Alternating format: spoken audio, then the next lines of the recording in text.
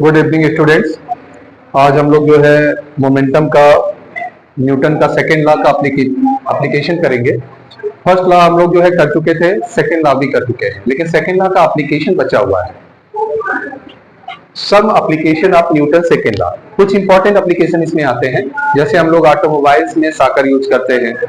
इसके अलावा हम लोग जो है क्रिकेट जब कैच करते हैं तो क्रिकेट कैच करते समय बॉल को कैच करते हैं तो देखो बॉल को कैसे कैच करते हैं। बॉल को जब कैच करते हैं हम लोग तो बॉल जब आता है तो ये ऐसे पीछे हैंड करते हैं ताकि हम लोग को टाइम इंक्रीज मिल जाए, टाइम ज्यादा मिल जाए। तो ये किस लिए होता है? टाइम इंक्रीज करने के लिए, ताकि मोमेंटम को रिड्यूस कर सके।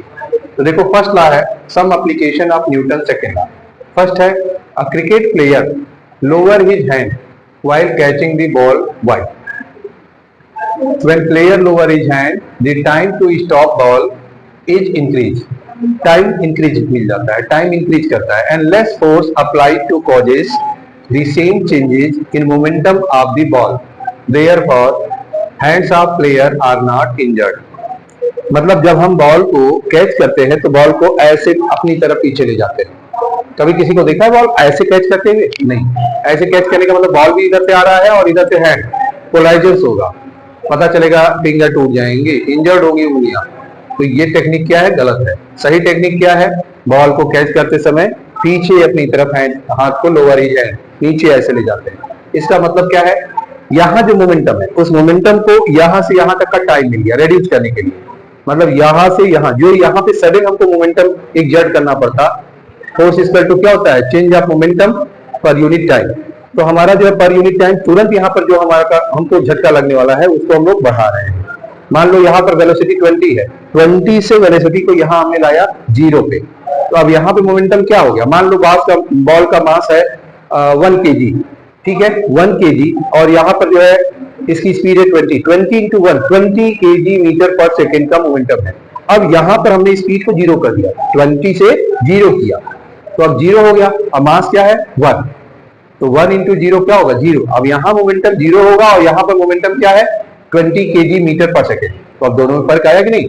मैंने 20 kg मीटर पर सेकेंड से मोमेंटम को कहां ला दिया? 0 पे। तो इम्पैक्ट क्या होगा? कम।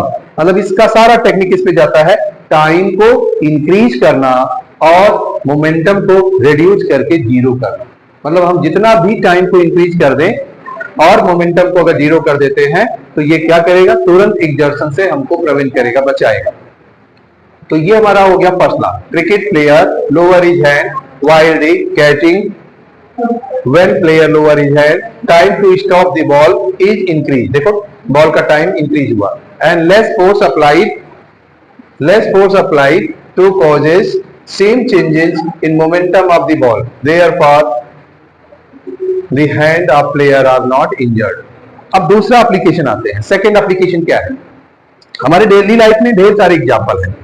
अगर देखा जाए तो किचन से लेकर बाहर तक हम लोगों को इसके ढेर सारे एग्जाम्पल मिलते हैं। अब सेकेंड एग्जाम्पल हम लोग आते हैं, the vehicles are fitted with shocker. Why? अगर सॉकर फिट नहीं होगा, एक डेली लाइफ में एग्जाम्पल देखना, एक सिंपल साइकिल लो विदाउट सॉकर और एक रफ रोड पे जाओ। रफ रोड पे क्या होगा? पता चला है खाना खाए हो ना, सब फूड बाहर आ जाएगा, इतना एग्जर्शन होगा, पूरी बॉडी एग्जर्ट करेगी, पूरा जो एग्जर्शन होगा पूरी बॉडी पे आएगा। लेकिन जब यही साकर होगा तो वो सारा एग्जर्शन कौन लेगा? साकर।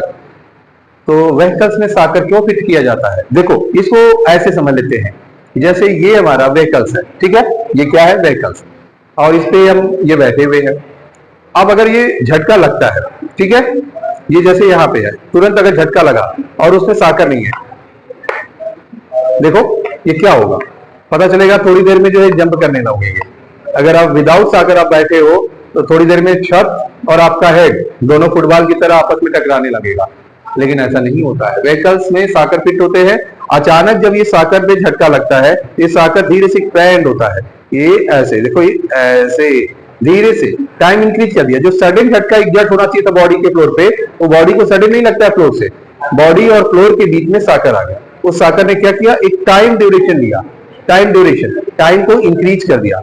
जब टाइम को इंक्रीज कर दिया तो वो मोमेंटम को क्या कर दिया? जो जर्क लग रहा है उस जर्क के मोमेंटम को रिड्यूस कर दिया, टाइम इंक्रीज हो गया।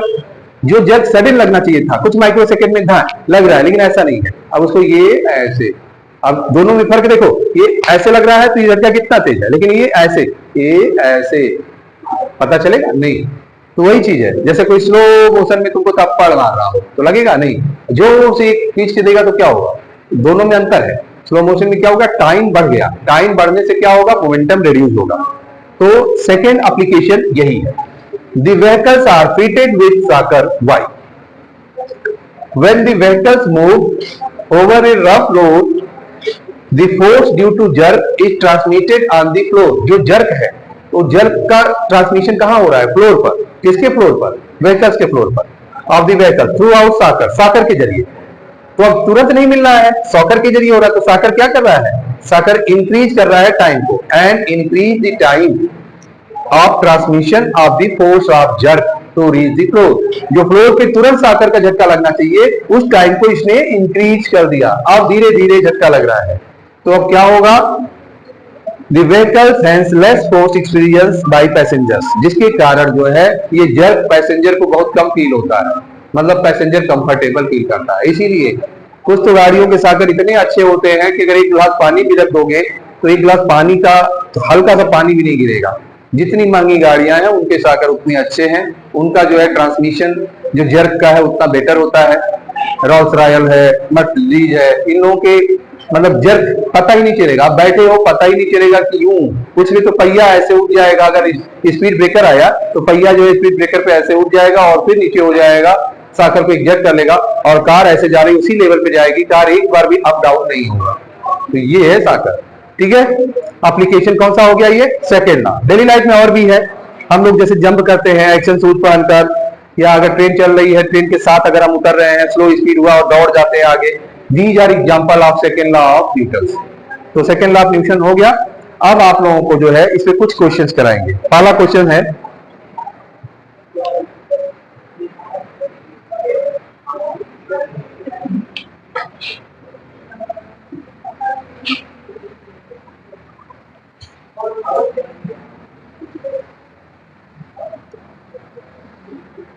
पहला क्वेश्चन क्या है, a bus mass 5000 kg, a bus mass 5000 kg, बस का मास है 5000 kg, ठीक है। Start from rest, start from rest, rest से स्टार्ट हो रहा है। आगे क्वेश्चन क्या है, and he travel 200 meter in 10 second, and travel 200 meter in 10 seconds। आपसे क्या पूछ दिया गया, find acceleration and the force acting on the bus. Find acceleration और सेकंड है फोर्स एक्टिंग बाय बस, बस के द्वारा फोर्स एक्टिंग ऑन बस, जो फोर्स बस पे लगा है। तो इसमें क्या क्या दिया गया है, सबसे पहले हम लोग देखते हैं रीस्टेटमेंट, गिवन रीस्टेटमेंट। क्वेश्चन का तरीका क्या है, कभी भी जब भी क्वेश्चन करिए रीस्टेटमेंट पहले लिखिए, रीस्टेटमेंट के साथ साथ आप जो है फार्मूला यूज करिए, फिर इसके बाद सॉल्व करिए। तो रीस्टेटमेंट में क्या है, 5000 मास दे दिया गया, m equal to 5000, first point. KG में है, अगर मान लो ये ग्राम में रहता तो इसको हम लोग केजी में कन्वर्ट करते हैं। अब ये क्वेश्चन ऐसा भी करा देंगे, कन्वर्जन में आए। स्टार्टिंग फ्रॉम रेस्ट, अगर कोई भी चीज दे दिया स्टार्टिंग फ्रॉम रेस्ट तो इसकी इनिशियल वेलोसिटी क्या होगी, 0 मीटर पर सेकेंड। आ गया, पर सेकेंड भी लिख सकते हैं या इसको पावर ऐसे करके -1 भी लिख सकते हैं। And travel 200 meter distance, distance क्या दे दिया, 200 मीटर। अब आपको क्या निकालना है, एक्सेलरेशन एंड यूएस ये दे दिया गया और एक्सेलरेशन पूछा गया है। S इक्वल टू यूटी, कौन सा फॉर्मूला लगाएंगे जिसमें U भी हो, T भी हो, S भी हो, तो S equal to UT plus half AT square. Time दिया गया है, टाइम कितना लग रहा है, टाइम है 10 सेकेंड। तो यहां पर हमारा चार चीजें हैं, U S T M। इस फार्मूले में हमारा देखो यस क्या दिया हुआ है, 200 मीटर डिस्टेंस कवर किया, U क्या है 0, T क्या है 10 प्लस हाफ AT स्क्वायर मतलब 10 का स्क्वायर। 200 0 का 10 में मल्टीप्लाई होगा 0, हाफ A 10 का स्क्वायर 100, अब ये क्या है, half A into 100 equal to 200। तो ए इक्वल टू क्या होगा, देखो इधर नीचे 2 है डिवीजन में, तो यहाँ मल्टीप्लाई होगा 2 इंटू 200 अपान ये मल्टीप्लाई में 100 नीचे, 0 से 0 cancel, 4 metre per second square. ये क्या निकल गया, एसलेशन। एसलेशन की यूनिट क्या होती है, मीटर पर सेकेंड स्क्वायर। तो ये यूनिट हमेशा रहना चाहिए ऐसा, ठीक है। अब इसके बाद एसलेशन निकल गया, तो हम लोगों को क्या निकालना है, फर्स्ट निकल गया, second force acting on the बस। Force F equal to m a, m कितना है 5000 और ए कितना है 4, 5000 इंटू 4 20,000, और एसआई यूनिट क्या होती है फोर्स की, न्यूटन। तो ये 20,000 न्यूटन। इस क्वेश्चन को कर लीजिए। तो एक क्वेश्चन और अभी हम करा रहे हैं।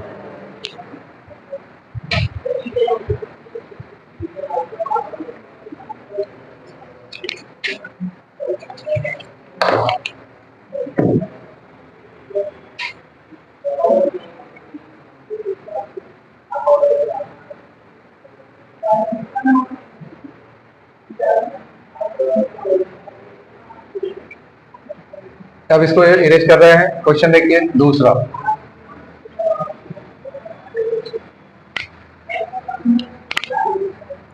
अगन फायर्ड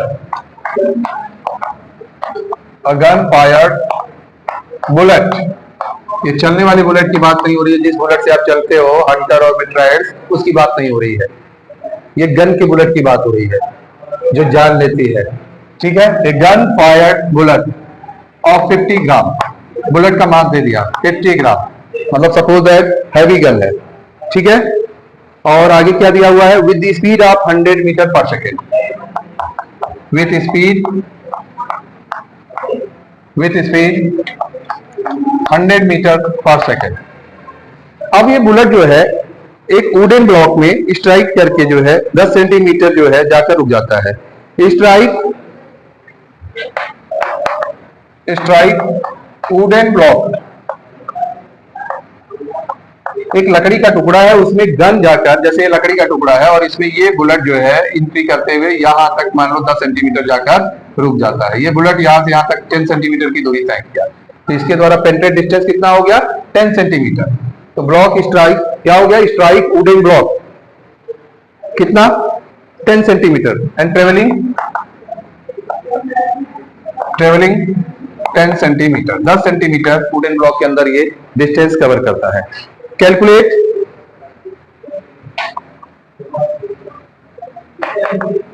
रेजिस्टेंस फोर्स, जो लकड़ी के द्वारा रेजिस्टेंस फोर्स लग रहा है उस रेजिस्टेंस फोर्स को कैलकुलेट करना है, exerted by wooden block. Calculate resistance force exert by wooden block, wooden block के द्वारा जो रेजिस्टेंस फोर्स एक्सर्ट किया जा रहा है उसको पूछा गया है। और दूसरा क्या पूछा गया है, the time taken by bullet and time taken by bullet. तो सबसे पहले हम लोग क्या करेंगे, रीस्टेटमेंट लिखेंगे। रीस्टेटमेंट में क्या है हमारा, एम दिया गया है 50 ग्राम, इसको केजी में बदल लीजिए, 50 बाई 1000 1 बाई 20 केजी, ये कन्वर्ट हो गया।